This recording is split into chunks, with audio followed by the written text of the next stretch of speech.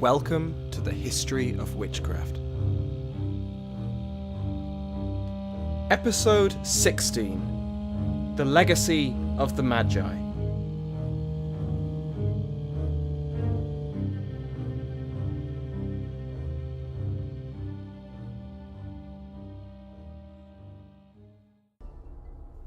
The 11th of the good lands and countries which I, Ahura Mazda, created was the bright, glorious Hatemant. Thereupon came Ahriman, who is all death, and he counter-created the evil work of witchcraft. And this is the sign by which it is known, this is that by which it is seen at once. Wheresoever they may go and raise a cry of sorcery, there the worst works of witchcraft go forth. From there they come to kill, and strike at heart, and they bring locusts as many as they want. An excerpt from the 16 perfect lands of Ahura Mazda and the many plagues of Ahriman.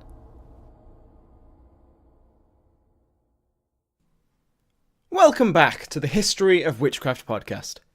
Last episode we took a look at what we know about the ancient civilizations of Mesopotamia and Egypt, and how these societies saw the difference between lawful magic and unlawful witchcraft in very slight shades of grey. In this episode, we are going to examine how witchcraft was treated by the religion of the Persian Empires, Zoroastrianism, which took a much harsher line. Persia was one of the great civilizations of antiquity, with a centralised state unsurpassed in both its size and efficiency, and repeated enemy of the Greeks and Romans. I should state that the term Persia is not the name used by the people in the empires. The Greeks called the realm Persis, while the Romans called it Persa, but the Persians themselves used Iran or its earlier forms of Irania or Iran Shah, both of which I am undoubtedly mispronouncing. In the interest of clarity, I'm going to continue calling the various empires Persia, and call its people Persians. But what do I mean by Persia? I'm of course referring to the succession of empires that ruled and dominated the Iranian plateau and Mesopotamia, sometimes ruling over parts of India, Anatolia, Egypt, and into the steppes of the north. The first state that is said to have held sway over this area was called the Median Empire, which existed from the start of the 7th century BCE. Formed by a people from Hamadan, a region in northwestern modern-day Iran, the Medes expanded into the vacuum left by the decaying Neo-Assyrian Empire, which we referred to last episode. From here, they spread across the Caucasus to the Persian Gulf, before being conquered by their vassals, the Achaemenids, in 550 BCE. Where the Medians suffer from a lack of sources, the Achaemenids do not have that problem. We know that the Achaemenid Empire was formed during the rule of Cyrus the Great, who declared himself the ruler of all the Iranian peoples, and subsequently made that claim a fact through conquest and diplomacy. The Achaemenids forged an empire that is notable for being the largest single territory in the ancient world, controlling Egypt, parts of the Balkans, Afghanistan, and everything in between. I've put a map of the Achaemenid Empire in roughly 480 BC on the Facebook page, and it really is quite impressive a feat in an era where communication and travel were so difficult. This is the empire that fought the Greeks, and gave us the stories of the battles of Thermopylae, Salamis, and Marathon, which in turn gave us the film 300, and then 302, and also the sporting extravaganza that is the London Marathon.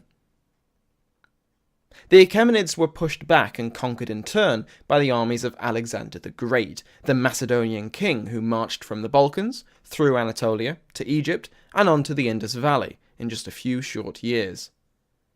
While rivaling the Achaemenid Empire in size, Alexander's empire could not compete in terms of stability, and shortly after Alexander's untimely death in 323 BCE, his favoured generals fought for dominance, sometimes politically, but often on the battlefield. After fighting a number of wars, and assassinating the young son of Alexander the Great, these generals, the Diadochi, decided that this just wasn't working out. It's not me, it's all of you. Alexander's empire was carved up, the surviving Diadochi ruling independently of one another and establishing their own dynasties. In the heartland of the former Achaemenid Empire, Seleucus Nicator became Vasilevs, or king, of his new kingdom, establishing himself in Babylon and expanding his new realm to encompass most of the old Achaemenid holdings. While the Seleucids enjoyed some early successes, once the growing power of Rome made itself known, the empire began its decline, suffering multiple defeats and a civil war or two. The governor of the Seleucid province of Parthia, Andragoras, took advantages of disturbances within and without the Seleucid Empire to declare himself an independent king of Parthia. Aha, you might be thinking. So this is the start of the Parthian Empire that was such a powerful and deadly enemy of Rome for centuries. Well, not quite. The area that made up the province of Parthia was northeastern Seleucia, east of the Caspian Sea, and just across the border a man called Arsaces had recently been elected king of the Parnae, an Iranian tribe. Arsaces celebrated his ascension by, what else, invading the newly independent Parthia, while the Seleucids, who were busy in their own problems, looked on with what one can imagine was a "you've made your bed, now sleep in it" attitude. Andragoras was without military assistance, and he was killed in the conquest. Arsaces then became the king of Parthia, and his empire, sometimes called the Arsacid Empire after the founder and dynasty, expanded at the expense of the Seleucids, rapidly conquering traditional Persian territory in Iran and Mesopotamia, despite nominally becoming vassals of the Seleucids. This is the Parthian Empire which would rival Rome for dominance over the east.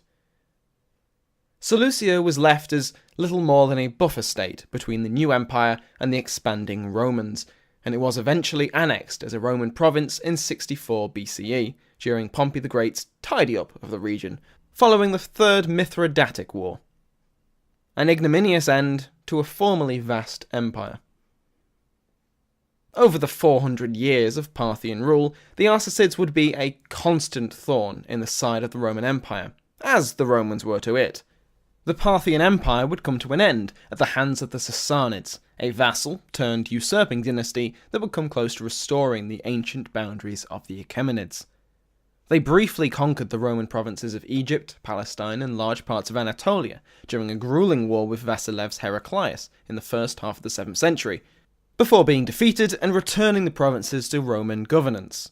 Unfortunately for both empires, this war left the Roman and Sasanian militaries harshly depleted, making them ill-prepared for the Arab invasions of the 7th century.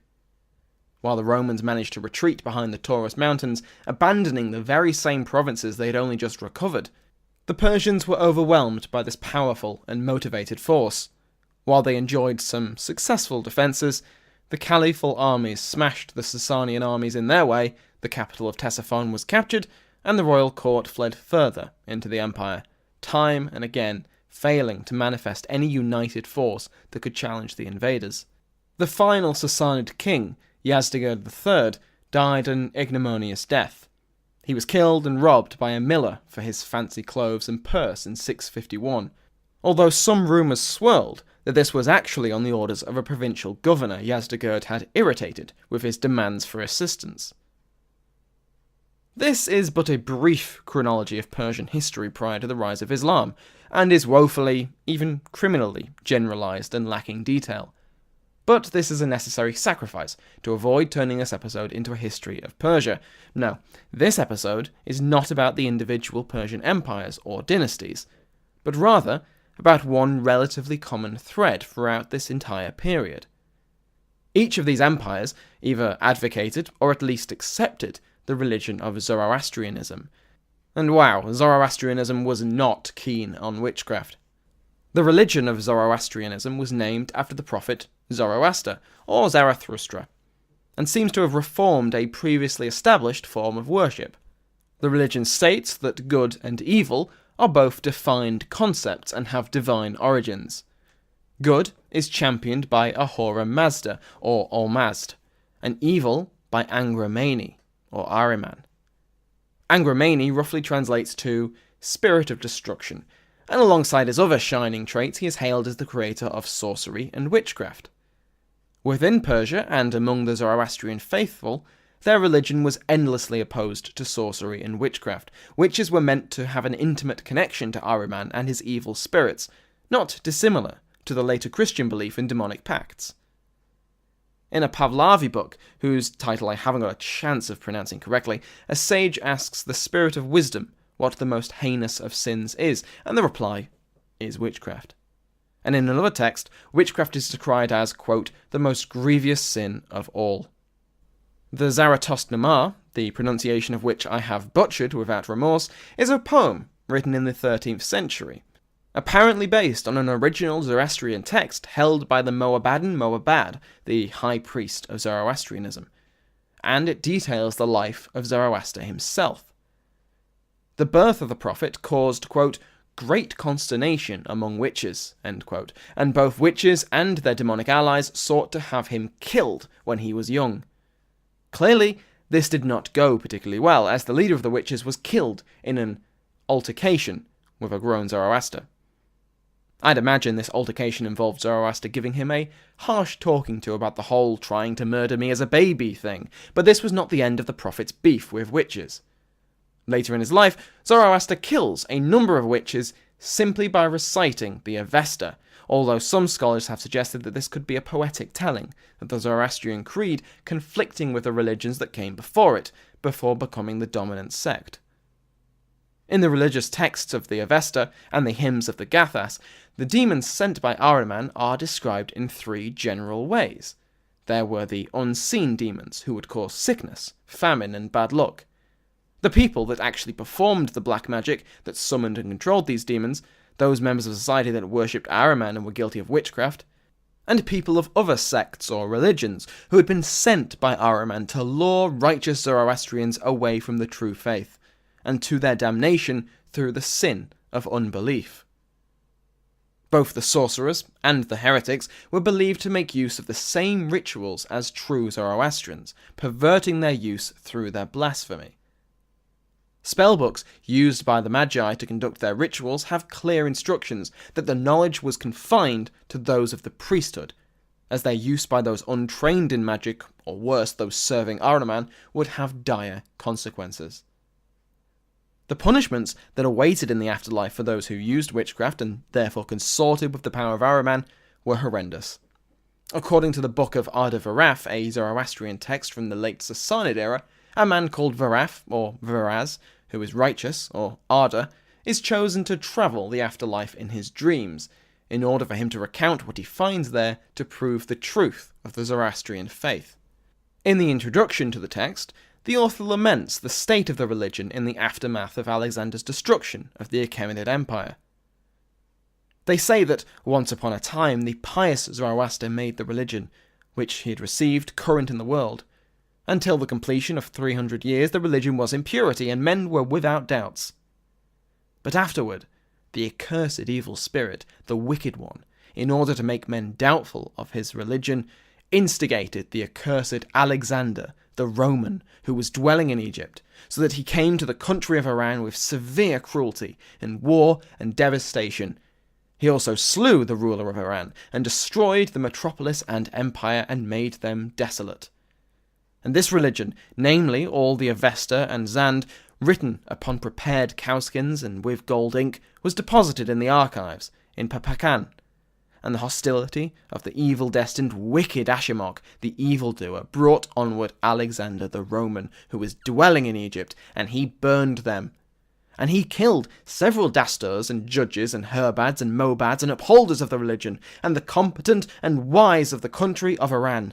And he cast hatred and strife one with the other amongst the nobles and householders of the country of Iran. And self-destroyed, he fled to hell. The text refers to Alexander as a Roman because he was known to come from Greece, which at the time of writing had been part of the Roman Empire for centuries. When Viraf was chosen, or volunteered, to enter the afterlife, his 7 sister wives burst into the convocation and decried the ceremony. Obviously, the first thought anyone would have upon hearing that someone was going to be sent to the afterlife is that it was a one-way trip. The elders of this convocation, the Mazda pacified the sister wives, promising to return Viraf to them in a mere 7 days. Viraf then drank 3 glasses of wine and consumed a hallucinogen, while the Mazda and his sister wives surrounded him, kept a fire burning, and conducted protective rituals and prayers to keep his spirits safe. And, as promised, Viraf awoke on the 7th day, was fed and watered, and began to recite his experiences to a scribe. Upon his arrival in the afterlife, he met a number of angels, and, eventually, Ahura Mazda himself. As it stands, the Zoroastrian heaven described by Viraf sounds lovely, but quite hierarchical. I also saw the souls of those who, in the world, chanting the Gathas and used the prescribed prayers and were steadfast in the good religion of the Mazdayazni, which Ormazd taught to Zoroaster. When I advanced, they were in gold-embroidered and silver-embroidered clothes, the most embellished of all clothing, and it seemed to me very sublime. I also saw a soul of those who contract next of kin marriages in material fashion splendour, when the lofty splendour of its residence ever increased thereby, and it seemed to me sublime.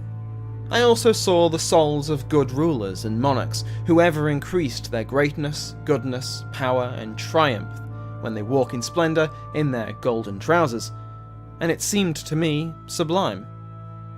I also saw the soul of the great and of truthful speakers who walked in lofty splendour with great glory, and it seemed to me sublime.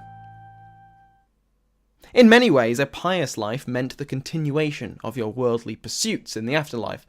If you spent your life as a devout farmer, then your heaven was a farm that never suffered disease or drought. If you were a shepherd, your flocks were tame and never attacked by wolves or thieves.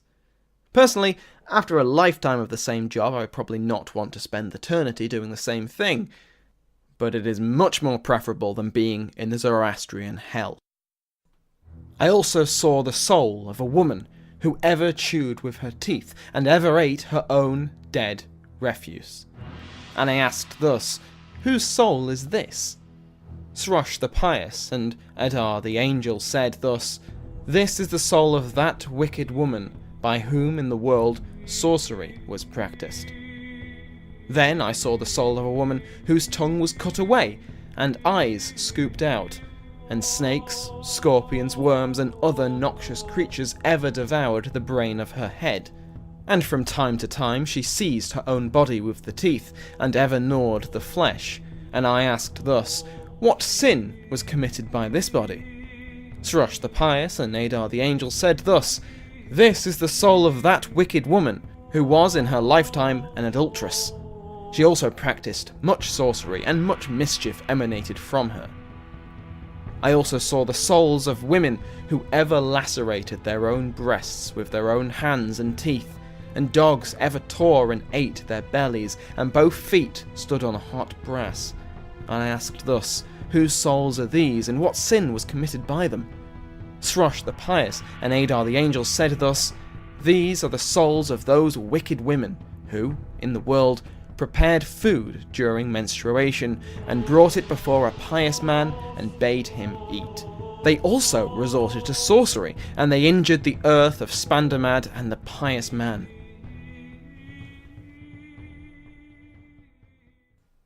These are only some of the examples Viraf gives of the punishment for sinners. For the perpetrators of witchcraft, they could look forward to a hell where they, quote, lacerate their breasts with their own hands, their feet stand on hot iron, dogs gnaw at their bellies, their tongues are cut away, and their eyes gouged out with hot pokers.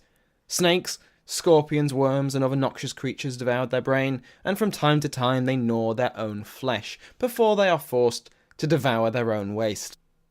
Not exactly a pleasant experience for all of eternity. The difference between the ceremonies of Zoroastrianism and witchcraft appeared to be defined by their intended use more than anything else. As an example, Zoroastrians performed ritual sacrifice in order to empower Ahura Mazda and aid the eternal war against evil. Likewise, witches were believed to perform their own sacrifices to strengthen the demons that fought Ahura Mazda. Noble uses of magic were prevalent in Zoroastrian societies. Spells could ward off evil spirits, protect people, cattle and crops from the works of Ahriman and his evil sorcerers, as well as to receive a favour from higher powers in the form of affecting the weather, or hastening the return of a loved one from war or travel. Similar to pharaonic Egypt, magic was inseparable from healing and medicine. In one account, malaria is cured by, of all things, a cup of tea. Now, as a strong believer in the restorative powers of tea, I agree that a good brew can fix nearly anything. However, the Persians had a slightly different method than just drinking it. The tea was made from boiled herbs, which was then left out in the sun, and an iron nail was given to the patient. The patient then declared, "I give my fever to this nail," which was then buried. Some of the tea is then poured over the nail, while the patient drinks the rest. Now, personally, I'd prefer an entire fresh cup of tea than half a lukewarm cup that's been left outside. But then again, I've never had malaria, so maybe I'd feel a little bit differently in that position. This type of healing ritual would be considered separate to an exorcism, as although illnesses were thought to be caused by being demonically possessed, most of these evil spirits were fairly minor, and could be dispersed through simple rituals such as these. If the ritual did not lead to a full recovery, then the illness was caused by a particularly powerful demon that was unwilling to leave its victim through ordinary means. This would require a more powerful exorcism, performed by one of the clergy, a Zoroastrian Magi, invoking the sacred words of the Avesta and the Gathas. Other exorcisms were needed to purge those who had handled dead bodies. Again, we can see the logic behind this through the lens of modern science. Dead bodies are home to many diseases, and since diseases were thought to be caused by demons, dead bodies themselves must be a source of evil. Houses in which someone had died were considered possessed, and must be exorcised to remove the demon that polluted it, and these exorcisms often involved both holy water and, less stereotypically, the urine of a bull. Like the healing ritual, some herbs were considered to be gifts from Ahura Mazda and were used in these ceremonies to combat the effects of the demonic pawns of Ahriman, but it was the exorcism ritual itself that was considered the most effective, with any herbs or medicines merely supplementing the word's power. After the corpse was removed, the Avesta describes how long a house must lay empty. 9 days in winter and a month in summer, with violators being punished by being flogged 400 times, a punishment second only to execution in its severity. It is in Persian writings such as the Yasht and the Videvdad that there are special mentions of how these exorcisms would take place. For cases where the demonic contamination was particularly strong, these rituals could take 9 days to complete, with the number 9 having a special meaning in Persian magic, being the expected number of donations and sacrifices to Ahura Mazda, among other things. The Barshnam ritual, or purification ritual, required the Magi chant while making a series of lines on the ground, in multiples of 3, but not more than 9, and these lines could be both square as well as circular. The use of these lines was intended to make the Magi inside the shape invisible to the demons he was about to confront, and so protect the Magi from their wrath. Once safely obscured from his demonic foe, the Magi could then perform the chants to disable the demon, or attempt to kill the enemy sorcerer that had sent it. In this way, the Magi performed their role as spiritual defenders of the Zoroastrian faithful.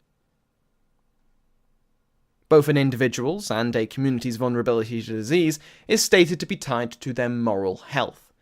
Performing evil acts, such as theft or murder, left an individual more open to possession by sickness-causing demons, while a society that allowed these acts to go unpunished would suffer the same fate. Of particular offence to the gods was a community that allowed a witch to steal items meant for use by the gods. Offerings or temple decorations appeared to have been stolen often enough to be mentioned in the Avesta, and of course, such blasphemy and disrespect could only be the behaviour of those in the sway of the ultimate evil. Individuals opened themselves up to demons through being in contact with anything impure, such as the previously mentioned corpses, as well as menstruating women. Everything between simply touching the woman to engaging in sexual intercourse was not only a grievous sin that risked demonic possession, but also carried the earthly risk of receiving a punishment of 200 lashes. Such was the danger associated with menstruating women that in some cases they were removed from the community itself, sent into the hills and mountains until the impurity had passed. Likewise, if a child was birthed stillborn, the grieving mother was partitioned away in a tent some distance from the community for about a fortnight, living on a mix of milk, wine, and ash until she was considered purified and could return to her family. As mentioned earlier, female health problems were forbidden to be tended to by the Magi, at the risk of their own souls, and as such any medical attention in cases of childbirth and abortion, as well as common illnesses, were left to wise women, who would make use of similar rituals and herbs as the Magi, but without the proper sanction. With this blatant flouting of the Avestan rules and restricting rituals to the priesthood, it is little surprise that these wise women often found themselves executed or driven away for witchcraft, especially if their treatments did not succeed.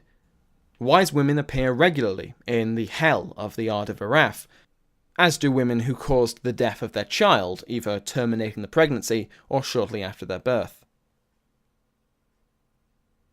The rituals involved in black magic share many similarities with beliefs we've seen before, beliefs that harmful and helpful magic were made more potent when any spells or potions contained something from the victim/patient. Special care was made to avoid this, and Persian folklore suggests that prayers were recited over clipped fingernails and then be buried to prevent their use against their former owner. The correct performance of this ritual was key, not only for the protection of the person they once belonged to. Improperly buried fingernails, as well as hair, spawned supernatural pawns of Ahriman, devas, and Kraftstrass, who would spread illness and misery. Despite the Zoroastrian hatred of anything approaching witchcraft, it is something of an irony that the Persian word Magi evolved into the words for magic, magician, and mage. While it may seem odd that the Zoroastrian priests, who denounced magic and sorcery as the greatest of crimes, would lend their name to many of the words connected to the act of witchcraft, this is probably due to the misunderstanding of the Greek scholars who recorded them. In fact, most of the Hellenistic understanding of Zoroaster was at odds with what Zoroastrians actually believed. The Greeks believed that Zoroaster lived around the 6th or 7th millennium BCE, an impossibly ancient figure who formed the original Mesopotamian and Median religions. A number of documents appeared and were circulated in the 3rd century BCE, attributed to the Persian prophet, but it's highly unlikely that this literature was written by Zoroaster or any of his Magi, as the earliest documents were written in Greek. Claiming the prophet was the source of the documents gave them some additional gravitas. Roger Beck suggests that the Greeks considered the best wisdom to be exotic wisdom, and a long-dead Zoroaster would be an ideal source to give any documents some additional authority on what they discussed. What these documents suggested was that Zoroaster was the inventor of magic and sorcery, an idea championed by Pliny the Elder, the Roman historian writing in the 1st century BCE. The practice of naming a prestigious person as the source of some philosophy or witticism has hardly gone away. It reminds me of that completely inaccurate definition of insanity, doing the same thing over and over again, expecting things to come out differently, which I often see attributed to Albert Einstein. In fact, can I just say, Einstein gets the short end of the stick with these things. Every wise phrase or political joke seems to have either been said by him or had been about him, and it's all nonsense. He would be spinning in his grave like a rotisserie chicken, if he hadn't been cremated, of course. But I digress. The idea that Zoroaster, who believers held as the arch-enemy of sorcery, was actually the inventor of magic is quite a leap. These vastly contrasting ideas could be explained by being the result of two cultures that repeatedly found themselves at war with the empires of the East, as both Hellenistic Greece and the expanding Roman Empire found a common enemy in Persia, regardless of which dynasty ruled the empire at the time. The Greeks considered magic, or pharmaca, to be a negative, and having a Persian prophet be the source of this power, and Persian magi the wielders of it, would explain how sorcery found its way to Greece. Pythagoras, the famous mathematician, was also a famous magician, and was believed to have learnt this mysterious trade during his travels in Persia, and it was sometimes said he learnt from Zoroaster himself, while the region of Thessaly in northern Greece was a favourite for Hellenistic writers who wanted to provide an origin for whichever sorcerer or witch was going to be the villain. Thessaly was renowned as the home of Greek witchcraft, possibly due to the extended period of Persian occupation during the Greco-Persian Wars, and a lingering resentment at the capitulation of Thessaly prior to the Battle of Thermopylae. We will cover all of this in greater detail next episode. The coming of Islam would mean the replacement of Zoroastrian text within the Quran, but the belief in magic and the dangers that witchcraft represented was just as clearly stated in the new holy book as it was in the old. Many of these beliefs were not purely religious in nature, and the cultural grounding of these traditions meant that these beliefs would remain within the lands ruled by the Shah for centuries. Thank you for listening to this episode of the History of Witchcraft. If you've enjoyed the episode, please consider leaving me a positive review on iTunes, Stitcher, or whichever podcast app you use. You can visit the website at thehistoryofwitchcraft.co.uk, where you will find my contact details if you have any questions. The show also has a Facebook page and a Twitter feed if you want to keep up to date. The intro and outro music have been provided by Sounds Like an Earful. Thank you again for listening.